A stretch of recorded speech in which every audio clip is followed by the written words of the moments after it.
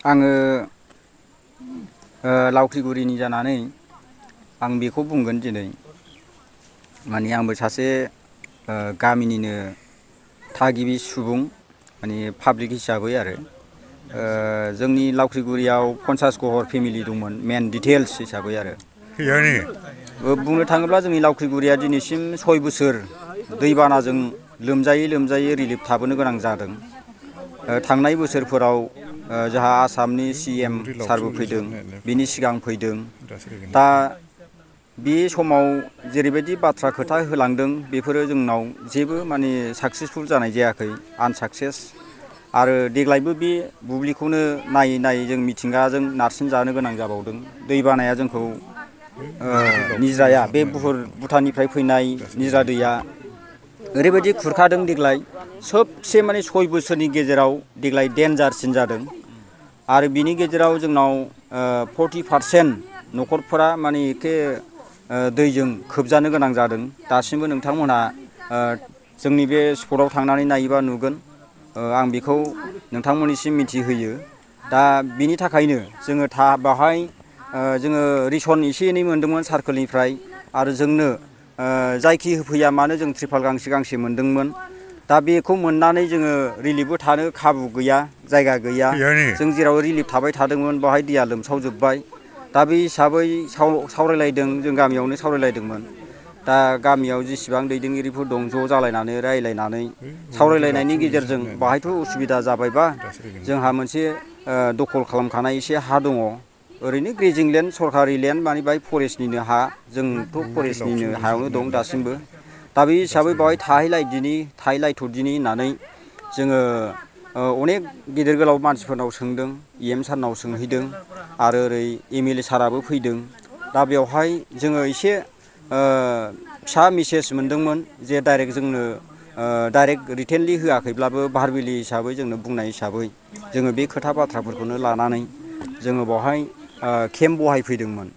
जोङो बावहाय केम्प बहायनाया जाहैबाय जों बे हाखौ मोनथायथारगोन होननानै जोङो बेखौ आसा खालामालासिनो जों जा माने एसे गोजोन देरा मोननो हायो जोंनि जिउखौ एसेब्लाबो बे दैबाना जोबजासिमाव बेयावनो थानानै फिसा फिसौफोरखौ जोङो जेरै एसे एनै रैखाथि होनो हागोन दा बे खाबुखौ जों लानाय जादोंमोन। दा बाहाय नोंसोरखौ लबार गायहोबोदों बे लबारखौ सोर गायहोदों? दाथ' आं बेखौ बुंगोन माने रबारखौथ' जों लाबोआखै।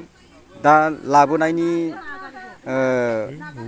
गेजेरजों लाबोनाया माने ओरैबायदियाव लाबोदों दा उनाव जों मिथिदों माने बावहाय जोङो 1.5 माससो जाबाय केम्प थानाया 1.5 मासनि गेजेराव माने जों सिन्था खालामदों आरो जोंनो सोर उफाय होफैगोन जोंखौ रावबो नायाखिसैब्ला फारफ्रोमबो जोंनि बर'नि दैदेनगिरिफ्राबो जोंखौ सहाय होगायाखिसैबा थांनाय बै समफोराव एसे एनै जोङो रिलिफनि नामाव एसे एनै मोनदोंमोन नाथाय जों बे समाव मोनाखिसैब्ला ओरै भुटानाव थांनोबो बोरै थांनो बिदि साननानै मोनसे समाव ओरै BJP निफ्राय फैनानै खबर लाफैदों ओरै तृणमुल कंग्रेसनिफ्राय फैनानै खबर लाफैदों आरो गुबुन गुबुन आफादफोरनिफ्राय बिदिनो एसे खबर लाफैदों। दा बिनि उननो जा बे बङाइगाव रबार बर्ड 4-5 अफिसारफोर फैनानै जोंजों एसे रायलायफैनाय जादों।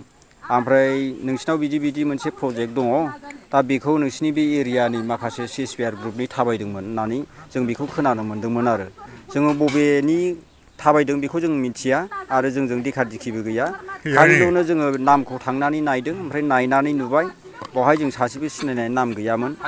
दा बिदि जादों ओमफ्राय दा बावहाय आं बेखौनो बुंनो सानो जायखिजाया बे नामनि गेजेराव जोङो गामि हिसाबै बेखौ मावनानै जानो सुबिदा जागोन नामा औ दा दा बिदि होननानै ओमफ्राय बे मेदाम मोनहा बुंदों नोंसोर गायदोल' नोंसोर बाहाय बेखौ गायजोबनो हायोबा नोंसिनिनो बेनिफिट जागोन आरो बावहाय गायखांनो हायोबा पार हेक्टर जोंनो एसे खरसा हिसाबै हरगोन आरो बेखौ माने 5 बोसोरसो रैखाथि होनो हायोब्ला बिनि प्रडाक्सना नोंसिनिफ्रायनो जोङो बावहाय लांबाय थागोन। दा बिदि होननायखाय जों बेखौ गायदोंमोन आरो बाहाय दे फरेस्टारफ्रा बाउण्डारि थाबा बेखौ बारनो मोना नाथाय बारनायनि उनावबो जुदि बिफां गायनायनि मोनसे इलिगेल बिफांफोरखौ गायोबा बे फरेस्टनि मोनसे आयेनाव गोलैयो। दा बिनि खेथ्रखौ खामानि मावनायाव नोंथांमोना उसुबिदा गैयाखै नामा? दा मोनसे बाथ्राखौ जोङो सरखारनिसिम आर'ज खालामबाय थादों खावलायबाय थादोंमोन मानोना जोंहा जेबो ओरैहाय उफाय गैलाब्ला हा बिगासेबो गैलाब्ला जोंनो एसे थानो थाखाय बेवहाय बिगासे बिगानैसो होदो होननानै जोङो सिगांनिफ्रायनो 6 बोसोर सिगांनिफ्रायनो जों आर'ज गाबबाय थादों जयैनो। ओमफ्राय बे हिसाबै जाहा दिप साराबो थांनाय बोसोरफोराव बुंदोंमोन बिगासे बिगानैसो एसे एनै बेवहायनो हगारनायनि बाथ्राखौ बुंदोंमोन। ओमफ्राय जोंहा माखासे थांनाय रेन्जारफोर दंमोन बिथांमोनहाबो एसे खोथा होदोंमोन। दा बेखौ जों खोथा होसेयावबो जोङो जोंनि दुरभाग्यजोंनाव जोंहा खाफालानो गैया, खाफाल मोनदा होननानै साननानै लानांगोन। दा बावहाय जोङो गोदोनिफ्रायनो बाहाय जोङो 40 बोसोर जाबाय बे हाखौ जों दखल खालामनानै दोनबाय थादों। आरो बे हाखौ गुबुनफ्राबो गुबुन हारिनि मानसिफ्राबो गोबां बेखौ नोजोर लाबाय थादोंमोन। जोंनि हा होननानै दा बेखौ गुबुनफ्रा बाहाय बासाबोनो हायाखै, जायनि थाखाय जोङो बेवहायनो बेखौ मोनफिनगोन आसायै जों फैफिननाय जादोंमोन। दा खाफालानो गैयाबालाय माथो खालामबावनो उफायथ' गैला। जायखिजाया सरकारा जोंखौ बिदि एभेकसन खालामफैफिनबाय। माने दैबाना लोमनानै थाफैनाय बे देराखौबो जुदि दानफायबायब्लालाय दैबानानि थाखाय रिलिफ थानाङा होननानै आं सानो गामि हिसाबै। जायखिजाया जोंनि दुखिया सुबुंफ्रा दा मा सिन्था खालामलायो, जोंथ' दानफायलांजोबजाबाय जेन'बा त्रिपाल गैजोबला।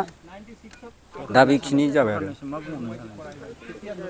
सरखारनिसिम आंथ' बेखौनो आं गामि हिसाबै आखाइ खबजबनानै आर'ज गाबनो लुबैयो। थारमाने नायनानै जोंखौ माने स्पटआव नायनांगौ।